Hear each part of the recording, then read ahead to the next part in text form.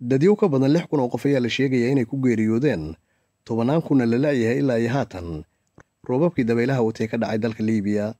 Dalka Liibiya ayaynu ognahay inuuba iskaga jira xaalad duruufaysan dowlad rasmi ah aan ka jirin.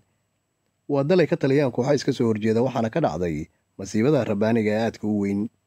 3 maalmood ka hor ayay ahayd markii masiibo noocan oo kale ay ka dhacday isla waqooyiga qaaradda Afrika. Jimcadii la soo dhaafay ayay ahayd markii dhulgariirku ku dhuftay dalka Liibiya sida uga sii fogeynay Morocco.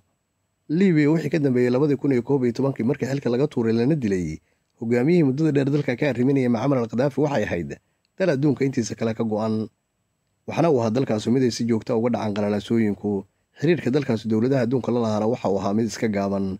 waxaase jira dowlado waaweyn oo sheegay iyagu inay u gurmanayaan dalka haatan.